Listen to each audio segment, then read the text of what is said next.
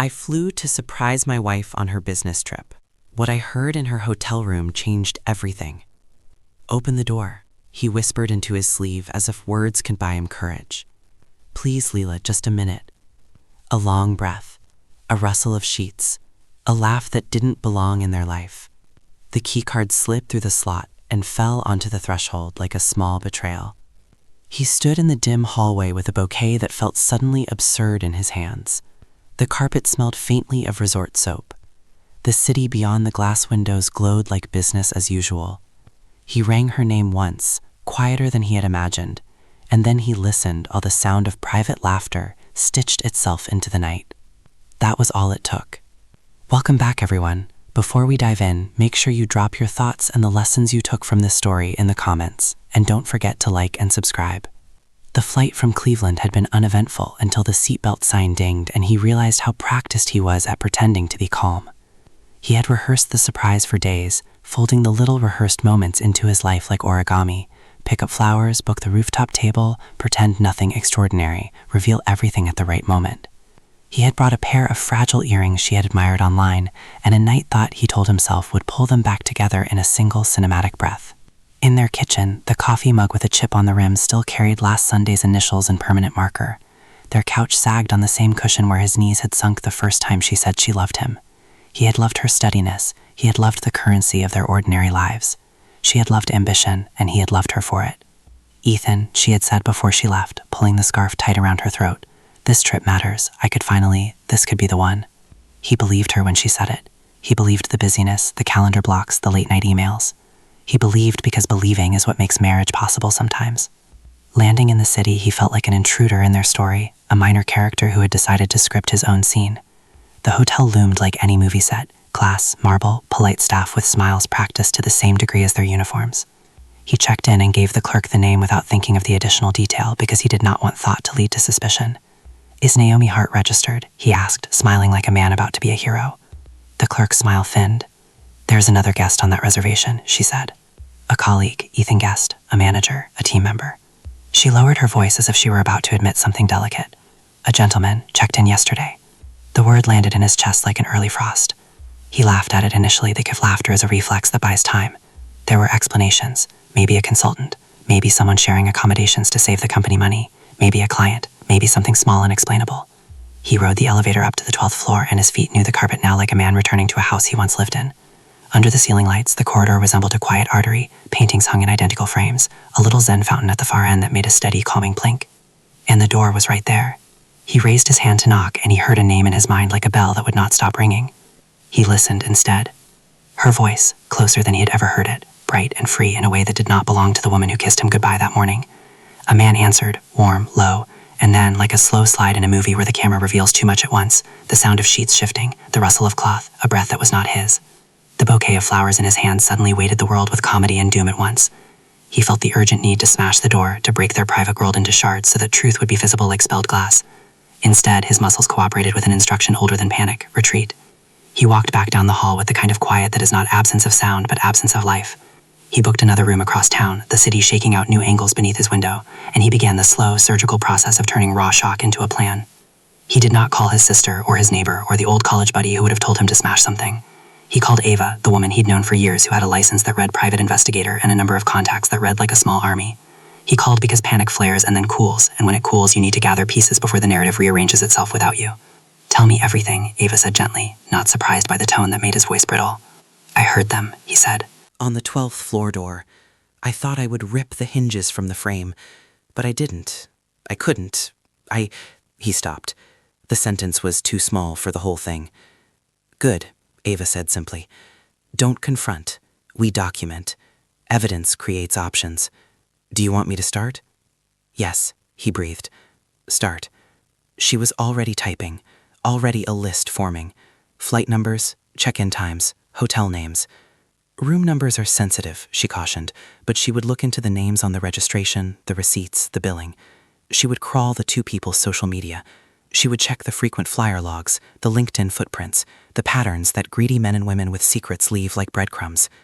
He texted Naomi from the hotel bar that night, a message he had written in his head moments after landing. "Babe, surprise, in town for the evening. Booked us dinner at 8. Bring that blue dress. I can't wait. He sent the text with a steady thumb and the hands of a man who would play the role he had always played. Steady, unassuming, trusting. Her answer came like a practiced card.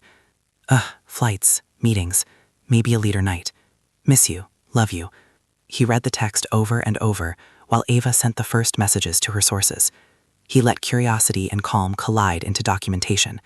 He took photos of his boarding pass, the hotel lobby, the plaque outside the conference room where she'd been scheduled to present. He kept a small, meticulous journal of times and details, because the truth, he thought, is made of dates and receipts, not feelings.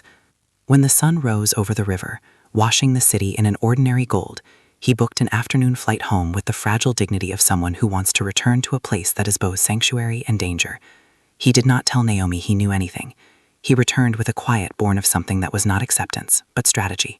Their house and their quiet street looked, at first glance, exactly the same as it had the week before. The ash tree out front had shed its last leaves. The mailbox still read heart in slightly sun-faded letters. He moved through the house with the same tenderness he had always used to touch things, fold a throw, close a cabinet, set the kettle to boil. There were mugs in the cupboard, a calendar with travel marked in light pencil strokes, bedtime routines scrawled in the margins. But he noticed the little things that previously belonged to the texture of their life and now seemed like evidence. A restaurant receipt rolled in the back of a wallet that had dates overlapping with nights she had told him she was in closed-door meetings. An unfamiliar name in the billing details of her corporate card. A note in her planner with a time that did not match the public schedule posted online. He sat at the kitchen table and opened the laptop with the same careful, studied motion he had always used for work. He typed the names he saw into search boxes. The man who had been at the reservation, Julian Mercer, popped up on a company page, a senior vice president at a firm they had both admired from afar.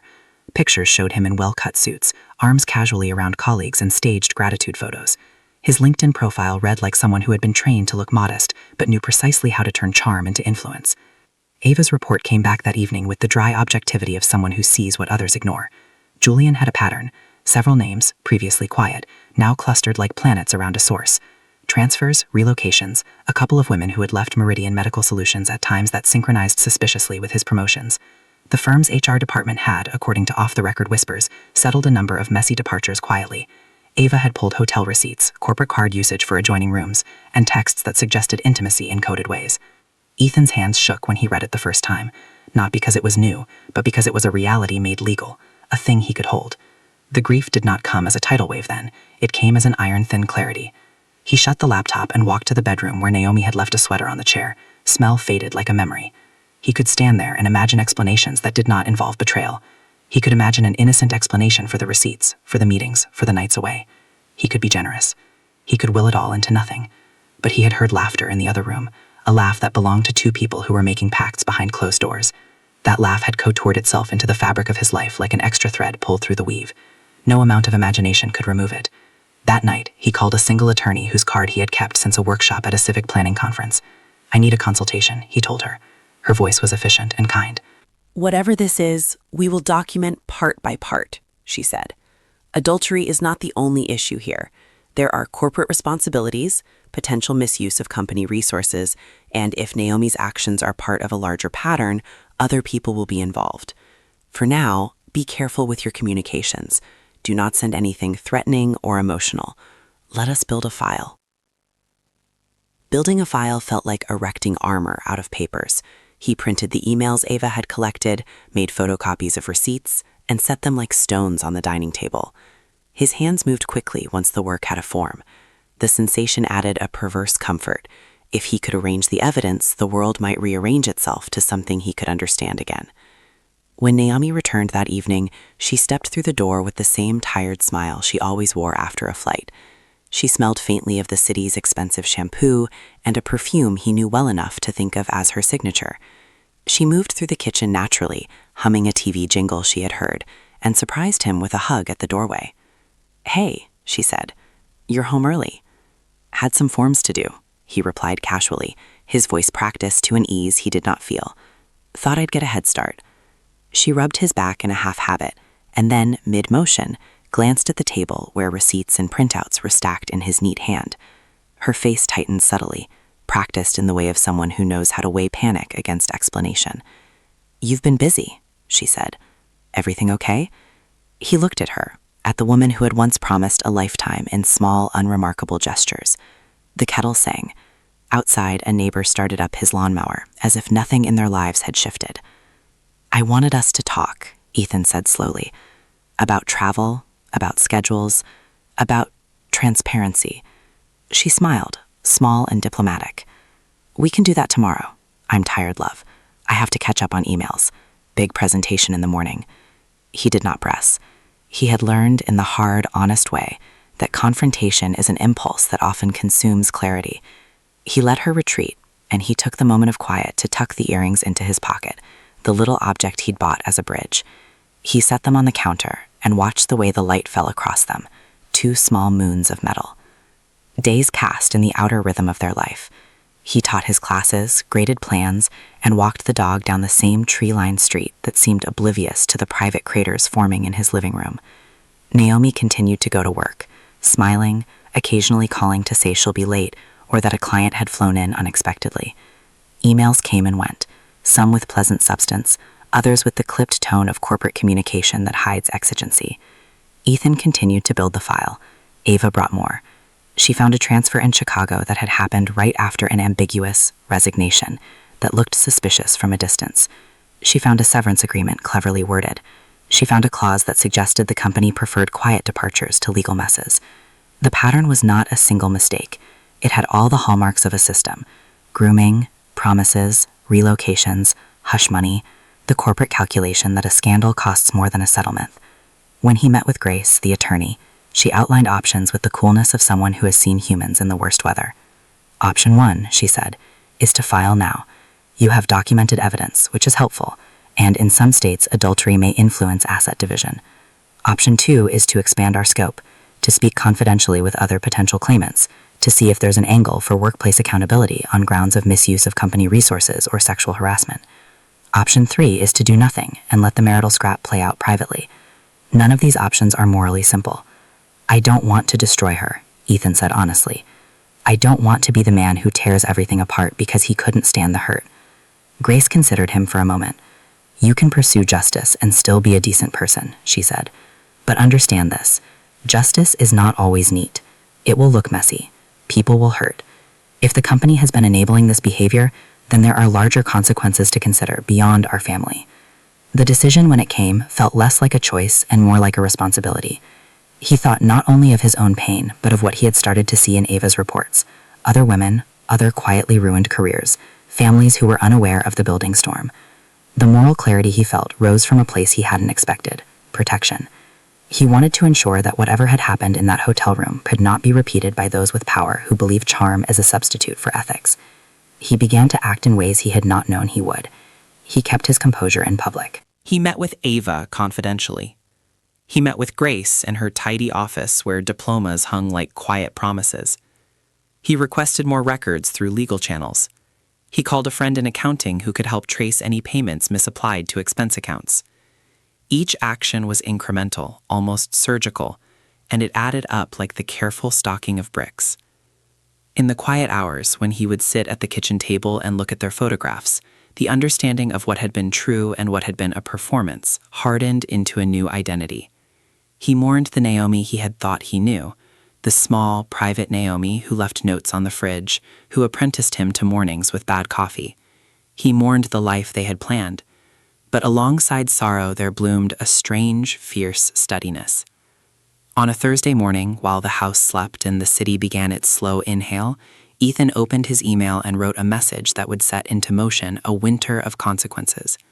He did not write in rage. He wrote in the formal, clinical tone of a man who had become desperate to be fair, but unable to ignore the pattern.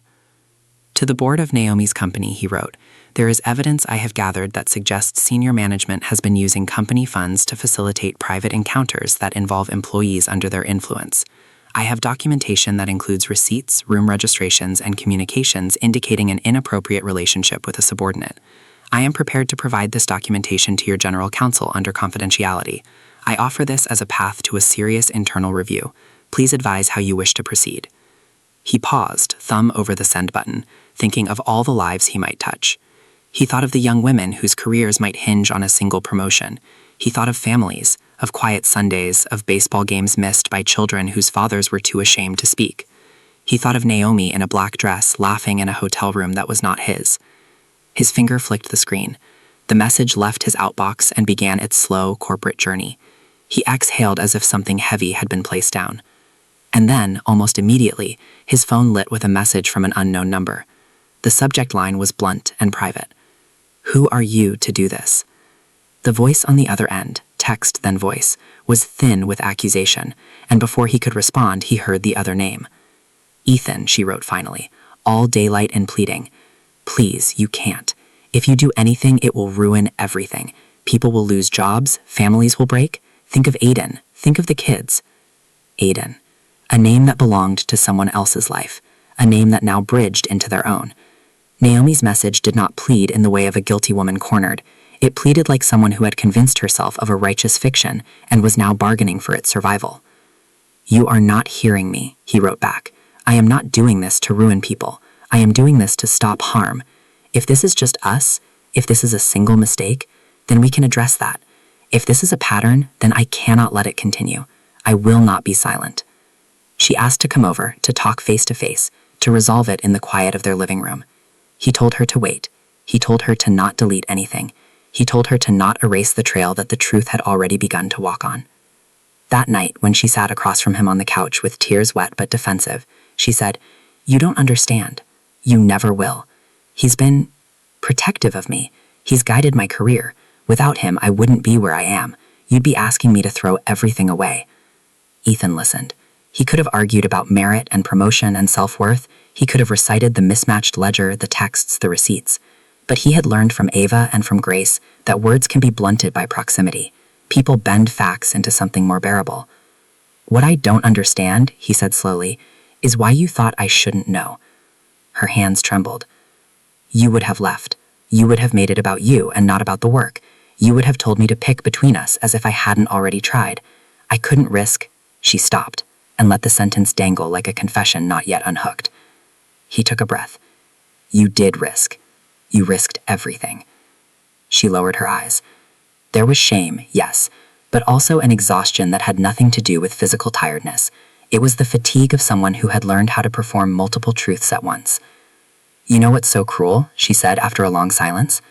"That at times he made me feel I could finally be seen, not as a wife or a daughter or a woman who needed small victories, but as someone who could run a team, who could make decisions. He wrapped attention in the language of mentorship. He told me the right words, the right posture. He said, 'You have it in you.' He told me to be strategic." I thought I was being smart. Ethan wanted to be angry at the man who had worn the mask so well.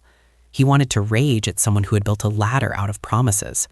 But he also felt the aching complicity of someone who had been loved and chosen to be loved back in a way that was not honest. "Maybe you were being strategic," he said quietly. "Maybe you were trying to survive in a room that rewards certain kinds of ambition. But survival that costs another person his dignity is not strategy. It's predation." She flinched as if hit, and then, with a steadiness he had seen 100 times in her corporate videos, she said, "I didn't mean to hurt you. I didn't wake up one morning and decide to ruin everything. It happened in pieces."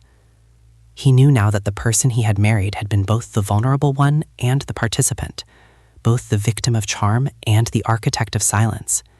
There was no simple villainy and no simple redemption.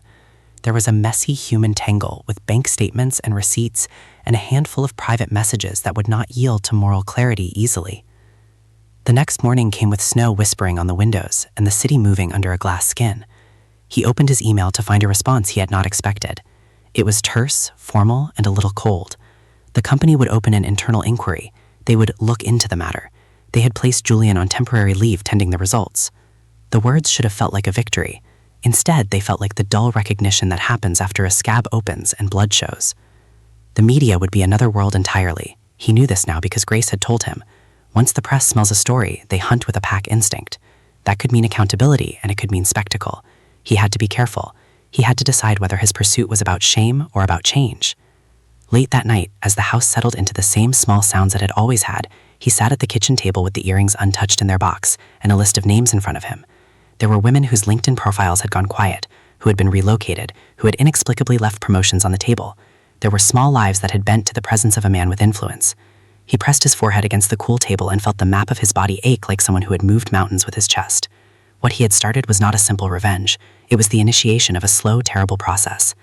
And like the press of a threshold in a house, he realized that once crossed, some doors do not come willingly off their hinges. He put on his coat and drove to Ava's office, to the street where she ran her agency out of a converted warehouse. She was waiting, like a woman who was used to late-night arrivals. Her desk was piled with printouts, receipts, and a cup of coffee cooling in the corner. "You sent that email?" she asked without preamble. "I did," he said. "I couldn't keep quiet anymore." She nodded, not surprised. "Good. We've got one job at a time. I called a few women. Some are willing to speak if they can do so under the protection of counsel. Others signed NTAs and are terrified, but the fact we have more than one shows this may go beyond a single mistake." Ethan felt a vertigo of exhaustion and purpose. He sat down and thought of Naomi on the couch a week earlier, her eyes searching for justification that could not be found. He thought of the sound in that hotel hallway and how it had changed the geometry of his life. "We press," Ava said simply. "We document everything. We act with care. We do not aim to ruin for the sake of ruin. We aim to stop harm." He agreed, and in that agreement he felt something small and stubborn return, a version of himself that was principled without being petty.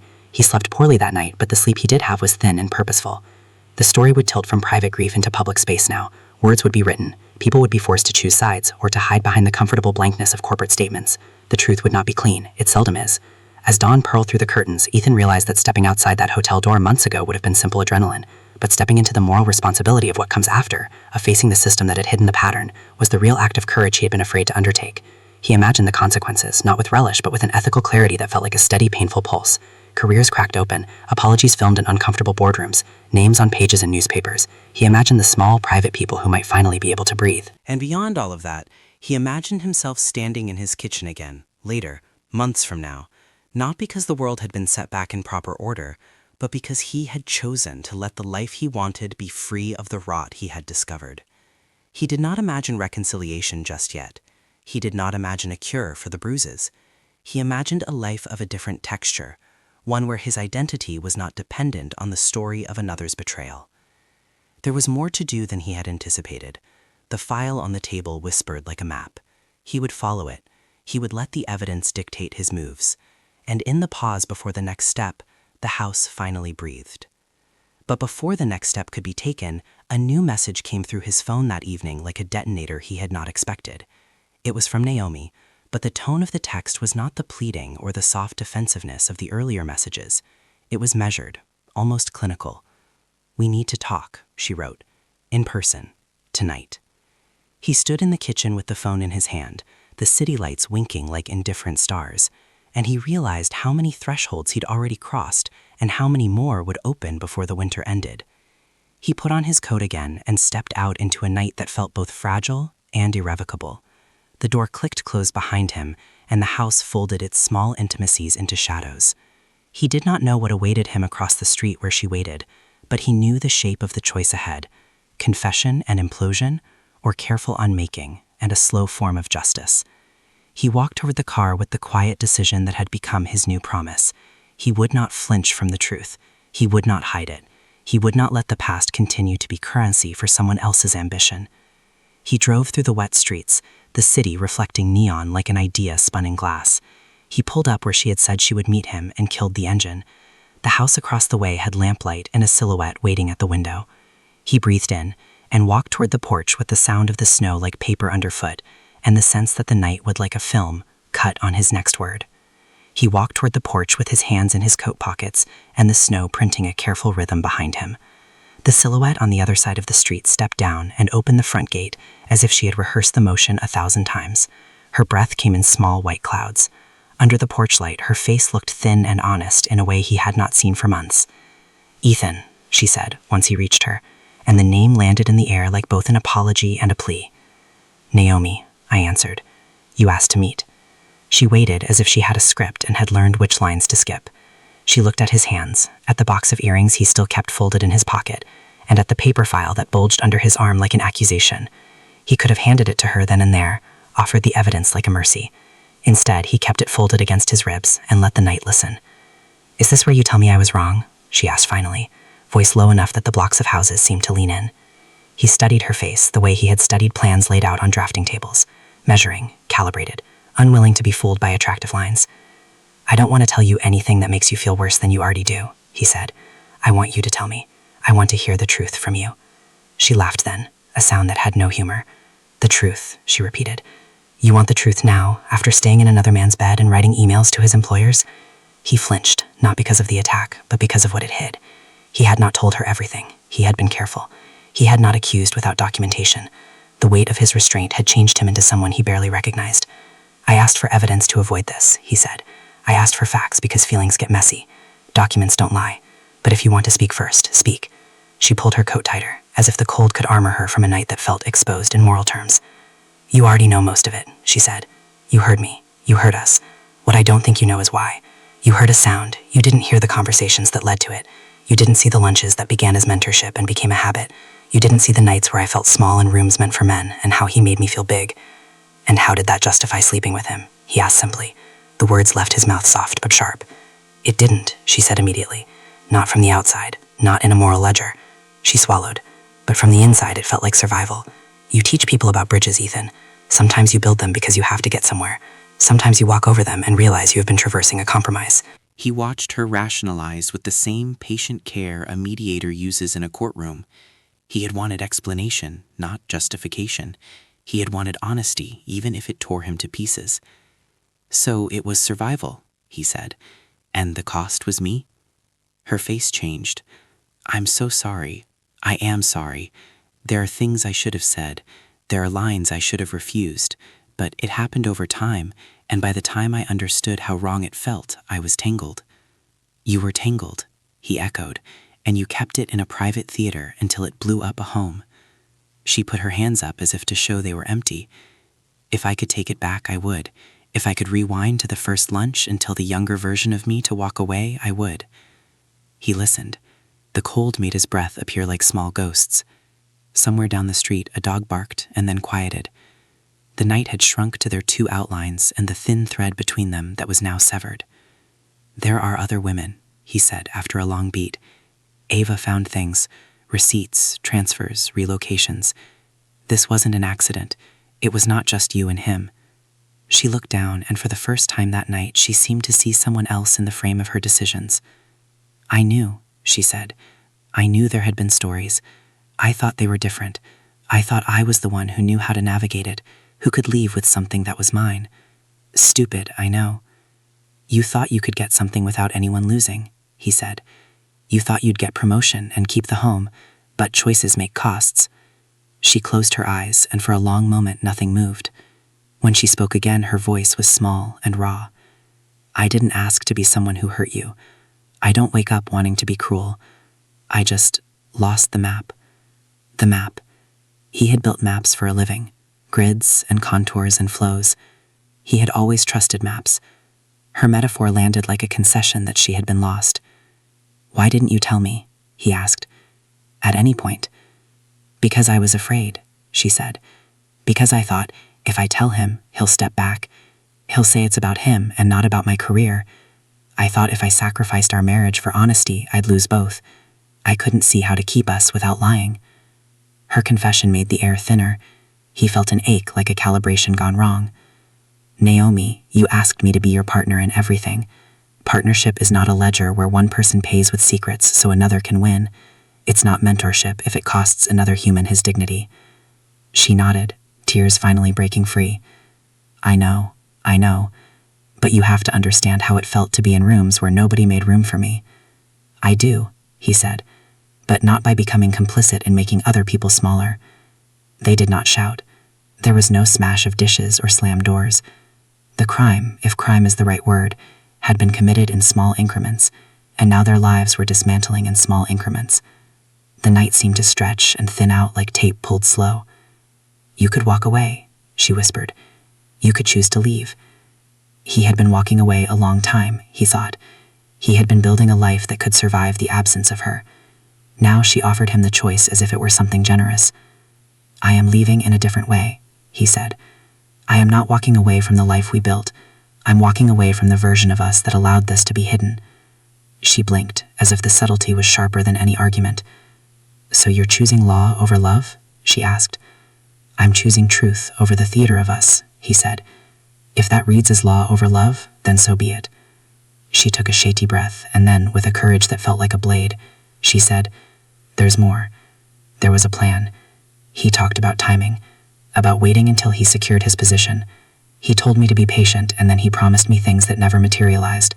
I thought if I waited, I'd get a stable life. He said we should time divorce filings together so no one would suspect. He was strategic. His face did not change. He had heard the acceleration of betrayal already in the receipts and messages. But the new detail threaded horror through the cold. It meant premeditation. You knew about the plan? She nodded, a single dam collapsing. He told me how to move some money. He told me that if we timed this, we could protect ourselves. He said the company would cover our travel and no one would know. I hated myself every day, but I also trusted him. You trusted him to orchestrate our ruin and your betterment, he said. That is a very modern kind of betrayal. She wept loudly then. The sound was not theatrical. It was a plain human implosion. He had been taught to keep his composure as a planner whose ideas had public impact. He had never learned how to manage the collapse of his own home. Do you think I can help? She asked suddenly, as if bargaining for redemption. He took her hand and did not flinch. The touch was both a balm and a reminder. You can start by telling the whole truth. Tell Ava everything. Tell Grace everything. Help the women who signed NDAs. If you are willing to be part of the truth, then there is a path forward that does not involve me pretending I never heard anything. She nodded so quickly he could see the hope attempt to replant itself in ash. I'll do it, she said. I'll do it. They stood in the street for a long time, and the city moved around them with a strange, indifferent regularity. A bus hissed at the corner. Somewhere a late-night diner glowed open. The evening felt like another word for consequence. Later that week, the company called a terse internal meeting.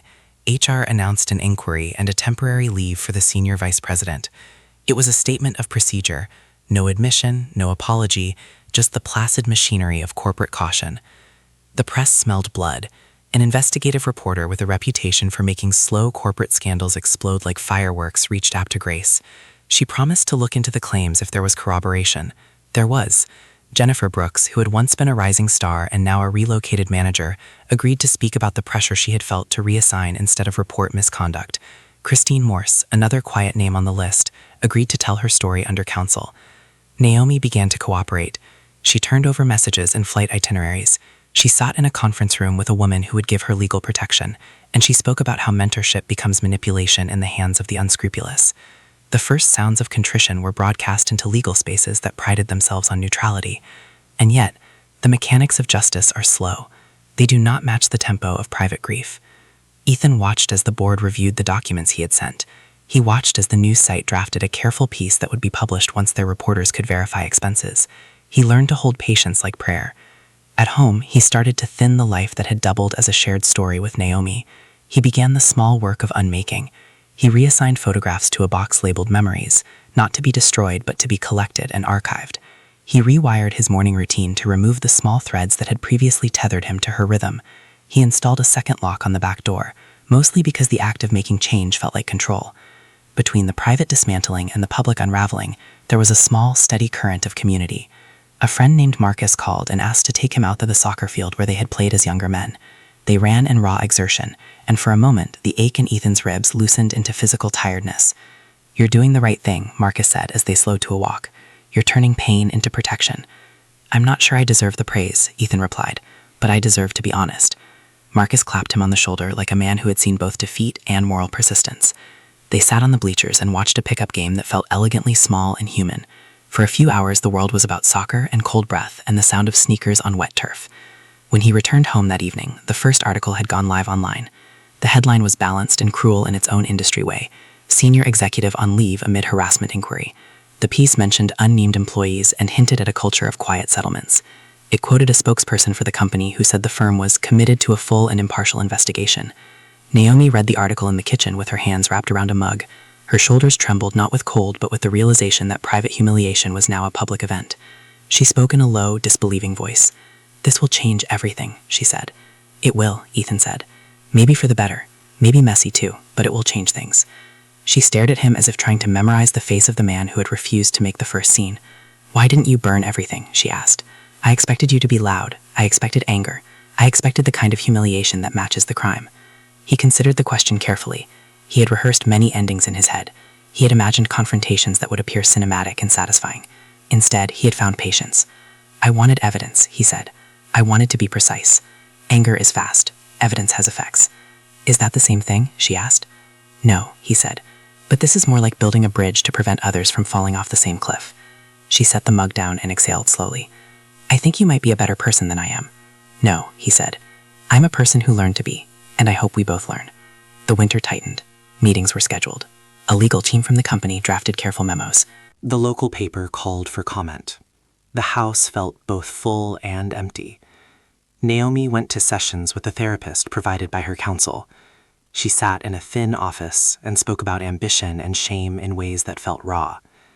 Ethan read and reread the documents that explained how settlements could be arranged and NDAs enforced. He learned how to be cautious with his speech. He learned how to ride a wave toward a goal. Then, one chilly December morning, the world turned faster than they expected. A local business reporter published an extended piece linking the senior vice president to a series of settlements. Names were redacted, but the pattern was not. The article ran with statements from current and former employees. The company's stock dipped. An industry blog followed, and the story broadened into a conversation about power and accountability. The company reacted with a formal statement promising an independent review and cooperation with authorities if necessary. They placed Julian on administrative leave. They appointed a committee to review HR policies. A week later, a domestic detail hit Ethan like an unexpected wind. Naomi had been offered an internal transfer to the East Coast. It was not a promotion, and it was not a demotion. It was a movement designed to diffuse heat. The offer came with a severance in case she accepted the transfer and then left. It also came with a clause that encouraged low public profile. She sat at the kitchen table and read the offer and looked at him as if she were asking permission to live. "What will you do?" she asked finally. He had known this question would come, had imagined it in the careful drafts of a life he was building. "I will keep the house," he said. "I will not sign any non-disclosure that hides malfeasance. I will work with counsel. I will not be part of a silence that bends the moral arc away from accountability." She nodded slowly, as if he had chosen something that belonged to both of them, even in separation. "Then," she said, voice soft, "I will tell the whole truth to the investigators. I will help them find the names. I will help them undo the parts I can." He saw in that moment a person doing the small, necessary work of unmaking arm. It did not erase the past. It did not make him whole. But it moved toward repair in a way that might protect others. They did not reconcile. There was no cinematic reunion. There was, instead, a slow, ugly unmaking in the weeks that followed. Their evenings, once a map of shared rituals, became pages in separate journals. He boxed her books with care. She collected the clothes she had used to perform their life together. They spoke in measured tones about logistics and lawyers. And yet, in the heart of that dismantling, there were moments of a quieter humanity. Naomi would sometimes stand at the doorway and watch him in the kitchen. And then, with a small imperfection of hope, she would say, "I'm sorry." He would nod. Sometimes he would answer, "I know." And neither one of them would try to pretend it was enough. The public story thickened. More women came forward. The committee recommended deeper review. The firm announced new training modules, and the board requested a cultural audit. There were resignations, statements, and a string of apologies written in the neutral colors of corporate PR. Then, on a crisp Thursday morning in January, a reporter called with a question that sliced through the slow process like a bright blade. "Are you willing to speak on the record?" she asked. He felt the familiar tug of duty and caution. He had come this far because he had been meticulous. The question demanded a new calculation. "Yes," he said. The interview was scheduled for the following week, and as he hung up, he felt the chill and clarity of someone standing at the edge of public consequence. He was not naive about the next phase. The press would not simply report. They would interrogate. They would dig for the parts of him that hurt the most. He had to prepare. That night, as he sat alone at the kitchen table, the city outside wrapped in frost, he thought of the hotel hallway where the private laughter had first split his life in two. He thought of choices that had been made in slow increments, and of the messy moral work of making things right. He put his hand over the box of earrings he had never given her, and felt the strain iron weight of small tokens. They were now relics of a history he would not return to but could not entirely forget. On the morning of the interview, he dressed in an old blazer that fit him like an apology. He walked into the room with a handheld recorder and a woman whose reputation for fairness preceded her. He spoke plainly about betrayal, about evidence, about how corporate cultures protect creditors when profit is at stake. As the interview airs and the article posts, the house fills again with voices on the phone, with calls from counsel, with questions about privacy and the public good. The world had moved from private hurt to civic conversation about the boundaries of power. And while the legal machinery turned, a new message arrived that none of his careful plans had anticipated. A voicemail from outside their city, a recorded note left for him from someone who claimed to have information that would change everything he thought he knew about Julian, about the company, and perhaps about Naomi herself. He stopped mid-breath.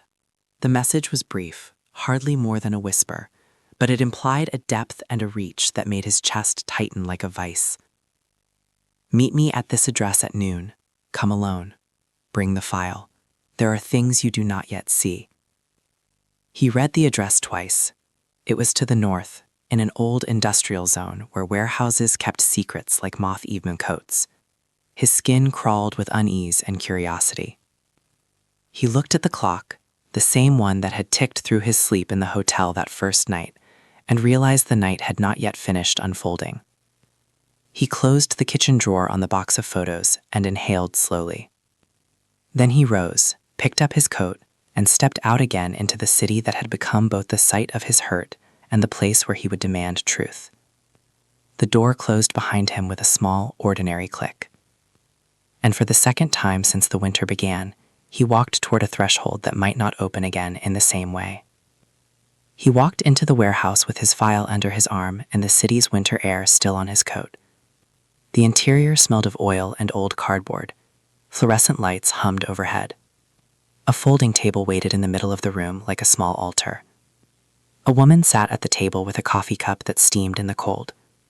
She folded her hands as if she was used to waiting for people to arrive with hard news. "You Ethan?" she asked without standing. "Yes," he said. "You said you had something." She slid a thin folder across the table. "This is what I promised," she said. "Names, ledgers, a couple of recordings, a timeline. This isn't everything, but it's a start." He set the file down and opened it carefully, as if unwrapping an object that might cut him. Her name was Marisol. She had been a finance administrator at a vendor company that Meridian frequently used. She had no title that mattered to headlines. She had the kind of job that let her see invoices and expense reconciliations that bosses never bothered to eyeball.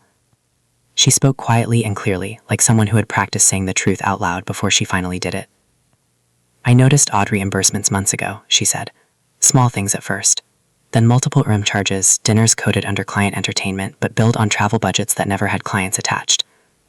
I started saving the copies that came across my desk. Then Julian started asking me to approve a set of intercompany transfers to simplify accounting. I did it because people told me to. But the pattern grew." He felt anger and gratitude at once. "Why now?" he asked. "Because they changed the way they hid the payments," she said. "They started using third-party vendors, charters, shell invoices. I couldn't sleep thinking what they were buying with that money. I sent anonymous tips to HR. Nobody followed up. The transfers kept coming. Then the settlement started. I put two and two together and realized how much power someone could buy with a tiny ledger entry that nobody reads." She folded her hands like a human clasp closing a difficult chapter. Ethan looked through the documents. Names, amounts, dates. There were small payments labeled vendor hospitality that traced out to hotels where Julian had stayed. There were expense statements that corresponded to the dates in Ava's files. There were emails where a trusted HR director asked for expedited processing on sensitive items. Something that had been hidden in plain office language now smelled of intent. "You understand the risk you took," Ethan said. Marisol shrugged. "I could lose my job for this. I could be accused of a breach. But I figure the risk of continuing to help hide what I found is worse.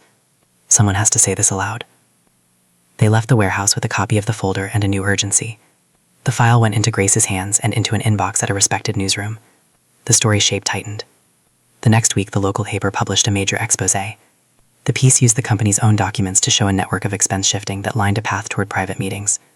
The text of the article was clinical, the photos neutral, but the effect was volcanic. The board convened again, and this time could not pare the questions down to a press release template. The public demanded answers. The SEC asked polite forms of inquiry. The independent auditor opened doors people had thought closed.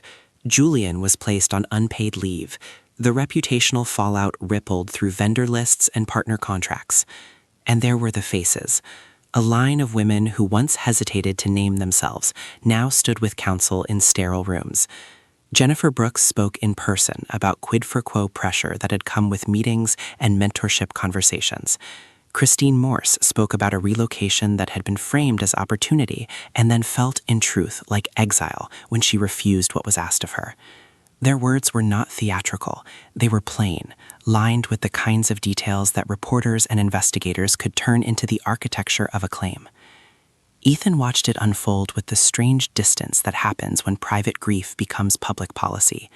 He was a man who had started this journey for personal reasons and now moved through it because of duty. He felt no glee in the falling towers. He felt focus.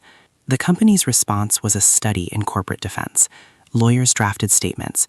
HR insisted on a transparent process. The board hired an external investigator. Meridian's CEO issued a letter promising reform and independence. The public could see the motions. The private world still held its secrets. In the middle of this, Naomi called him to say she would cooperate fully. She meant it, and she did it. She sat in a room with lawyers and told the story in a voice that sometimes trembled and sometimes hardened with recognition. She provided messages, calendars, and a narrative of small compromises that layered into betrayal. She read aloud the text exchanges that showed a man who rhapsodized about timing and leverage. She did not frame herself as entirely innocent.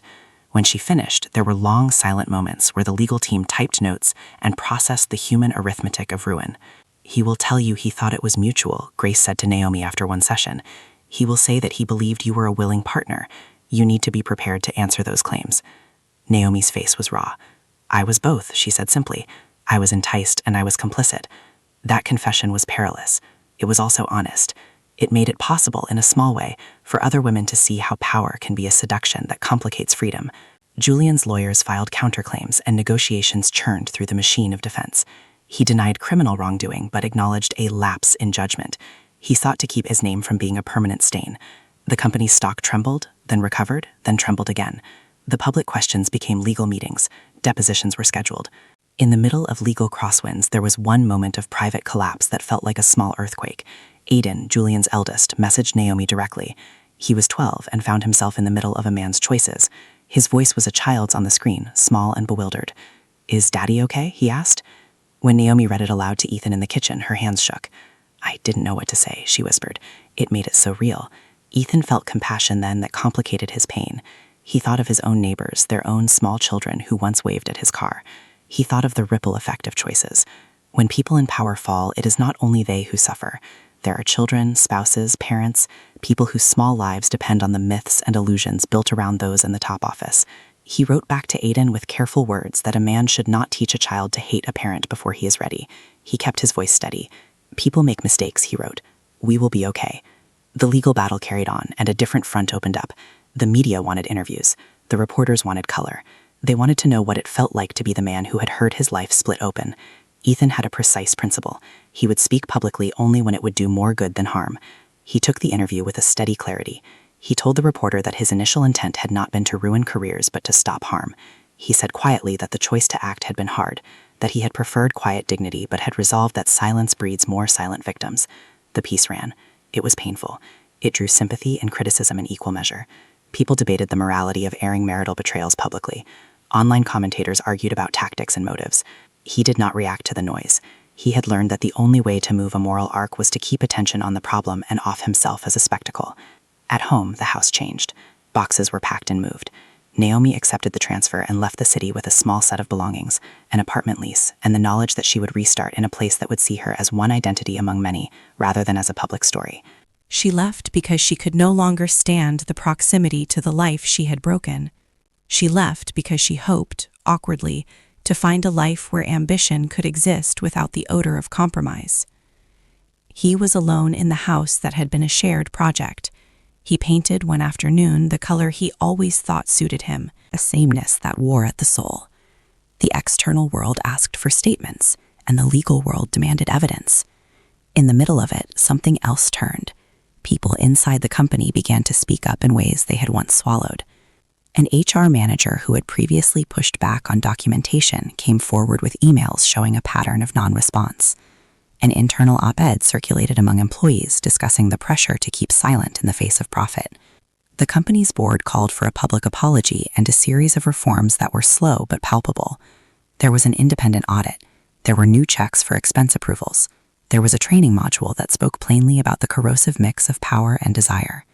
Ethan watched these developments and felt an odd gratitude. It was not for the ruin, but for the possibility that other women would not have to navigate the same dark staircases. The court of law and the court of public opinion are different creatures. Julian's legal team fought hard to limit damages and protect reputation. They negotiated settlements with some former employees. For others, the decision was to proceed to court. The financial settlements were meaningful for some, but they did not return lost time or repair careers that went stagnant during relocations. The settlements were also the price of silence for some who accepted them. Ethan understood that justice sometimes looks like a ledger with money entries and non-disclosure clauses that cut deeper than any public statement. He remained steadfast in his refusal to accept an NDA that would censor the story. It was a moral refusal and a practical one. If the pattern was to end, it would require public clarity. His stance made some uncomfortable. It made others grateful. Days broke into months. Naomi's aim moved from the centerfold of scandal to a less prominent line. Julian's position remained a subject of controversy. The company announced leadership changes. The industry shifted, at least at the margin. The most important thing, Ethan believed, was that the company now had to show in print a commitment to change. For Ethan, the hardest part was private. He had been a teacher, a man whose daily life had been oriented around planning and continuity. He returned to his drafts and to his work. He graded plans. He taught students about civic duty and the moral obligations of leadership. He used the recent months as a lesson about ethics and the real-world consequences of choices. He did not shy away from using his experience as a case study in responsibility and accountability. And then, one morning, a letter arrived. It was short and formally polite. Julian had decided to resign for personal reasons, and the company accepted. The press spun various narratives. Some tried to frame the outcome as a personal failure, others a systemic failure. Ethan read the words and felt a mix of relief and unresolved sorrow. The man who had engineered a campaign of charm and leverage was gone from the company. That did not repair the years of small harms. It did, however, remove a calibrating influence from a place of power. Naomi sent a short message after he read the resignation. "I am sorry for how this unfolded. I am telling the truth to investigators, and I am trying to make it right where I can." He wrote back, "Thank you." The weeks that followed felt like a slow exhale. People returned to work with a new awareness. There were awkward conversations, training sessions that asked employees to look into corners they had never bothered to peer into. The company's new HR director, a woman brought in from a firm known for its labor ethics, instituted an anonymous reporting system and audited expense protocols. She met privately with Ethan at one point and thanked him for the courage to speak up. He felt awkward at gratitude. Courage was just a word for a process he had chosen because silence felt worse than action. Then came a small legal resolution. A class action suit from a group of former employees settled for a sum that made headlines. The company agreed to more than money. It agreed to governance changes, mandatory training, and a monitoring system overseen by an independent third party. The settlement would not return reputations or the lost time. It would establish structures that might prevent a similar pattern in the future. Ethan read the settlement documents with a kind of sober satisfaction. It was not the same as revenge. It was formal accountability. It was the kind of civic architecture that his work in transportation planning often sought, a system that made bad outcomes harder and good outcomes easier. And then, in the small private life beyond headlines, there was a more tender recalibration. Naomi called him one final time before she moved across the country. She had found a counselor she trusted, begun honest work, and in a voice that had become steadier, said she'd be part of a small panel at her new company about ethics and mentorship gone wrong. "You are not the villain in this," she said. "Not completely. I was wrong. I hurt people. I will spend the rest of my life trying to make sense of what I sold myself for. Maybe someday I will understand more than I do now." He listened. He did not give her absolution. He did not seek it. "That's the truth I need to hear," he said finally, "that you understand." They said goodbye with a tenderness that felt like a broken instrument played with patient hands. It was not the high drama of a cinematic reconciliation. It was the realistic ending of two people who had once intended to build a life together, but had been changed beyond repair. Winter rolled into spring. The snow melted and the maple trees leafed out. He planted a small patch of bulbs in the yard as a way to mark the new season. He took long walks by himself, sometimes listening to the old playlist they had both loved, and learning to stop the song at the line that once had meaning. Months after the boardroom had convened and the settlements were signed, a message arrived from Jennifer Brooks. She had used the settlement money to enroll in an executive training program, and now was starting a mentoring group to help women navigate leadership without compromising ethics. She asked if he would speak to a group of young professionals about boundaries and accountability. He agreed. When he spoke to them, he told the story plainly. He talked about the sound of a laugh behind a hotel door, and about how that sound was less important than the pattern that led to it. He talked about the work of building systems that reduce the power to harm. He urged them to insist on transparency in budgets and in job descriptions. He told them not to trade dignity for advancement. After the talk, a handful of young people came up and thanked him. They hugged him. They asked smart, practical questions about how to communicate concerns and how to gather evidence. Their earnest faces felt like a small redemption. Time, in the end, does not erase. It layers. It teaches. It angles the light differently on old wounds. He had wanted, at first, the quick justice of a scene that would teach a lesson in one act. Instead, he got a slow truth that required collection and courage and the boring dignity of paperwork. On an ordinary Thursday, he opened the mail and found a postcard from Naomi. She had written a few sentences that were both spare and dense with confession. "I am learning to be consistent," she wrote. "I can't change the past. I am trying to be accountable for the future. Thank you for doing what you did." He read it twice and then placed it in a drawer with other small artifacts of a life he had remodeled. He kept the postcard not as a trophy, but as a record of movement. People can change in small increments, and sometimes the movement toward repair is the only moral measure we have. The moral of the story was not tidy. It did not fit one neat bar across the screen. It was layered.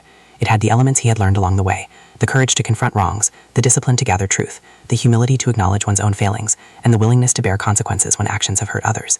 He planted more bulbs that spring. The garden was modest. He learned to find pleasure in small, careful acts: repairing a fence, painting a sill, answering emails with a new patience. He took on a small civic project to redesign a neighborhood crosswalk, insisting on safety features that would protect the vulnerable and require no one to ask for favor. One evening, months after the scandal had faded from front pages, he sat on his back porch with a cup of tea and watched light fall across the yard. A child from the street kicked a ball and waved. A neighbor waved back. The sound of ordinary life rose and settled like gentle weather. He had not sought fame or notoriety. He had sought truth. It had cost him intimacy. It had cost Naomi her career trajectory. And it had cost Julian his place of power. It had also, he hoped, made spaces safer for others who might otherwise be silent. Sometimes justice is a mechanical thing: a document, an auditor, a rule. Sometimes justice is the human work of choosing to do the right thing when it is unpopular. He had chosen that work. The last scene of his life, as told in the headlines, had no dramatic music. There was no swelling orchestral cue. There was only a man who had walked through a long, private winter into a spring that was quieter and steadier. He folded the postcard into a small book and placed it on a shelf with the other books that had helped him through solitude. He thought of the hotel hallway once more and felt the memory like a scar that had healed. The scar was there, but it had not destroyed him. He had redesigned the architecture of his life, and in the process had helped redesign a small piece of a system that had enabled harm. Outside, the neighborhood light flicked on as dusk settled. The sound of a lawnmower rang in the distance. He stood and stretched and watched as the first green came in a place he could call his own. He felt, at last, something that approached peace. The camera pulls back slowly, not to dramatize, but to show the ordinary expanse of a life that keeps going. The lesson, if there was one to be stated plainly, is this: betrayal can cleave a life in two, but action can bend that break toward a better future. The better future is not always clean or whole. Sometimes it is simply less harmful than before. He set his mug down and walked inside, closing the door softly behind him. The house breathed with him. The notebooks on the shelf held stories and plans for a city that might be kinder. He would return to work, to talk to students, to teach them that power without ethics collapses eventually. He would continue to show up. And as the night folded in, he understood the simplest truth he had been given by the hardest of circumstances. Courage is not one big act, but a sum of smaller, persistent choices.